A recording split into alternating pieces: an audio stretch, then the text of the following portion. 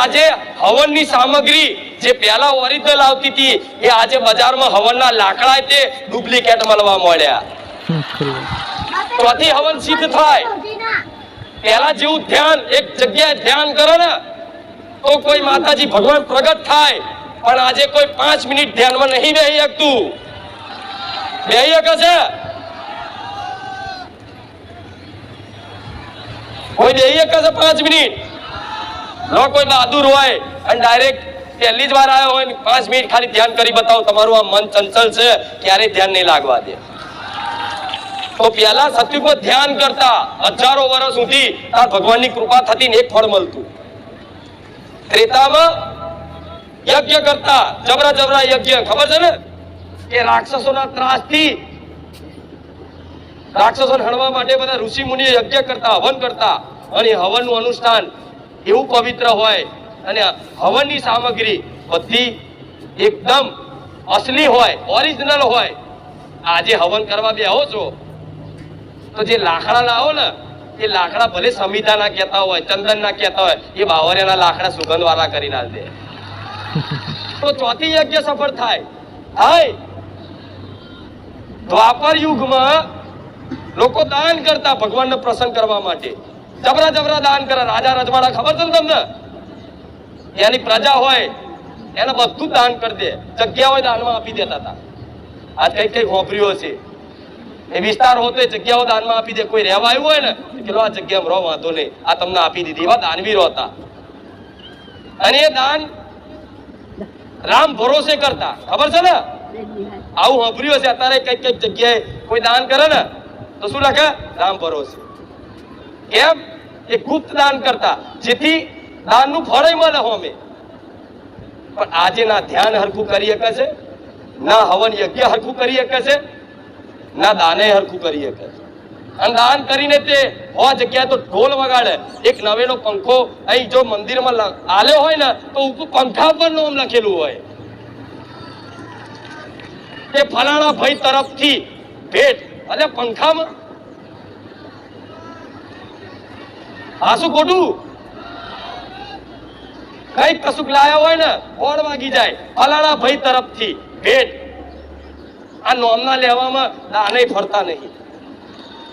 આ સત્ય છે કે નહીં?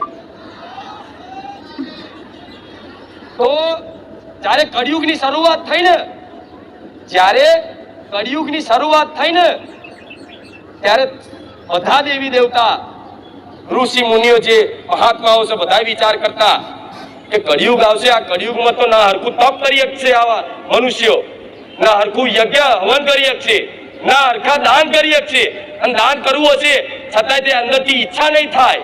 આજે દરેક પોતાનું જ કરવા બેઠા છે. ચો કોઈ બાજુવાળો શું કરે? કોને પડી છે? ઓગણે આયેલું કૂતરું કોને પડી છે? ઓગણે આયેલી ગાયને રોટલી ખવડાવવાની જગ્યાએ દંડો મારી નહારતા આજના કળિયુગના માણસો. એમનો ઉદ્ધાર જમનો થશે. દરેકને આવી ચિંતાઓ થતી. તારે નારદજી બ્રહ્માજી જોડે જ્યાં હતા. નારદજી બ્રહ્માજી નારદજી જોડો છો ને? નારાયણ નારાયણ.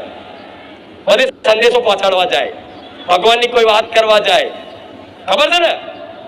હા, મતલબ સંદેશો પહોંચાડવાનું કામ નારદ મુનિનું હતું.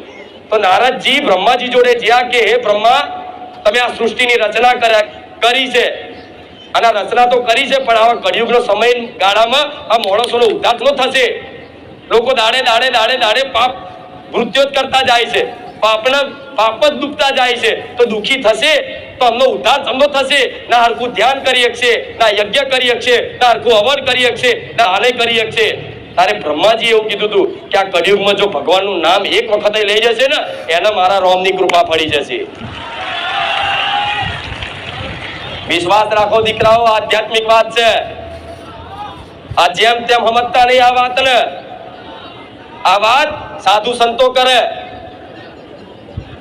એવી હું માતા મારા ભક્તોને હાથ ફેરીને સમજાવું છું, દીકરાઓ વિશ્વાસ કરી લો. તમારે જેટલું ભજન ભક્તિ હશે ને જીવનમાં એટલા તમે સુખી થવાના છો. નકર હું તો રોજ કહું છું અને દર રવિવાર બોલતી રહીશ કે મારી વાત તમને ગળે ના ઉતરતી હોય તો બે હાથ જોડીને કહું છું કે ખોટો સમય અને ખોટા ભાડા મારા ધોમ પાછળ ના બગાડતા. આ જાહેરમાં બોલવા વાળી એક જ છે, સોલંકી પેઢીની ખુખાર મેલડી. એનું કારણ શું છે? મારા દીકરાને જેમ મળી ને, અને મારા દીકરાને જે જ્ઞાન આલી, સમજણ આલી, ભક્તિ આલી ને, એ દરેક દીકરાઓને મારા આલવી છે. કશું જ ના થાય તમારથી. મોનું શું, તમે મોનું કાઢો છો ને, ભક્તિ જ કરવી પણ ભક્તિ નહીં થતી. પુંદાને કરવું છે પણ સમય નહીં, કોઈ ક્યાં પૈસા નહીં, બધા બોના. આજના કળિયુગના તારા માથાના મોનવી એના મોના એવા કરવું બધું છે, પણ હારું સમય નહીં મળતો, મન નહીં લાગતું, આ નહીં થતું. તમારી આત્મા કરવાની તો ઈચ્છા કરે છે, ભક્તિ પુંદાન બધું, પણ કરી નહીં શકતા. કરી શકો છો. એનું કારણ શું છે? ખાસ કારણ, મુખ્ય કારણ એક જ છે કે તમે કોઈ પણ વસ્તુ, પૂજા પાઠ, હવન કે ગમે તે કરતા હોય, અનુષ્ઠાન કરતા હોય, માતાજીની ઉપાસના કરતા હોય, એના ફળ સ્વરૂપ તમે કંઈક અંદરથી માંગણી ચાહો છો ને, એટલે ફળ નહીં મળતું. પણ હું માતા એવું કહું છું, તમે જે અનુષ્ઠાન કરો એનું ફળ તો મળે, પણ આનાથી કાયમ માટે કોઈ માંગણી ના રહે એવું સુખ જોતું હોય ને, તો આજે માતાઓ જોડે, ભગવાન જોડે, પોતાની કુળદેવી જોડે માંગણી કરવાનું બંધ કરી દેજો. ખાલી એની ભક્તિ કરો, અને હું કહું એમ પુંદાન કરો, અને હું કહું એમ રામનું નામ ભજી લો, અને વર્ષ પછી મળજો મન. 1 વર્ષનો ટાઈમ આલું છું દરેકને, 1 વર્ષનો ટાઈમ આલું છું. આ વાત પકડી હકાતી તો પડી લેજો. આવતા વર્ષે મને મળજો. જા, મારો દરબાર ખુલ્લો છે. આ મારી વાત મની, અને જો કોઈ સ્વીકારી અને મેં જે કીધું એ ચાલુ કરે, અને આવતા વર્ષે કોઈ ફળ ના દેખાય ને, એટલે જાહેરમાં આવી અને તમે જે કર્યું એનો પુરાવો આલી અને મને માતાને કહેજો કે માં, અમે દુખી થઈ ગયા, અમે બરબાદ થઈ ગયા કરવામાં, તો હું મેરડી જાહેરમાં બોલું છું, હું ગાદી બંધ કરી દઈશ.